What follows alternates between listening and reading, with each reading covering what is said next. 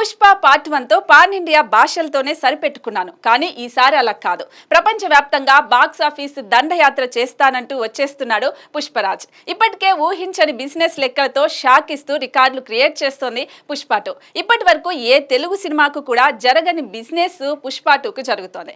దీంతో ఖచ్చితంగా ఈ సినిమా 1000 కోట్ల క్లబ్ లో చేరడం గ్యారెంటీ అని ట్రేడ్ వర్గాలు అంచనా వేస్తున్నాయి. పుష్ప 2 కోసం ఫ్యాన్స్ ఆతృతగా ఎదురు చూస్తున్నారు. ఈ సినిమాను పాన్ ఇండియా లెవెల్లో తెలుగు, తమిళం, మలయాళం, కన్నడ, హిందీ భాషల్లో విడుదల చేస్తున్నారు. అంతేకాదు బంగ్లాదేశ్ లో కూడా రిలీజ్ చేయడానికి రెడీ అవుతున్నారు. బంగ్లాదేశ్ తో విడుదలవుతున్న మొట్టమొదటి తెలుగు చిత్రంగా పుష్ప 2 అరుదైన రికార్డ్ ని క్రియేట్ చేయనుంది. ఇక ఇప్పుడు పుష్ప 2 గురించి మరో న్యూస్ కూడా నెట్టింట వైరల్ అవుతోంది. బెంగాలీ భాషలో కూడా ఈ సినిమా రిలీజ్ అవుతుందట.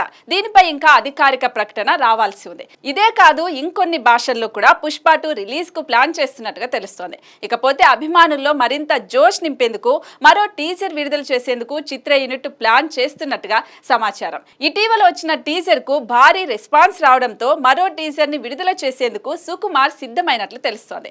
దీంతో బన్నీ అభిమానులు ఫుల్ ఖుషి అవుతున్నారు. మరి ఆగస్టు 15న వరల్డ్ వైడ్ గా గ్రాండ్ గా రానున్న పుష్పరాజ్ ఎలాంటి వండర్స్ క్రియేట్ చేస్తాడో చూడాలి.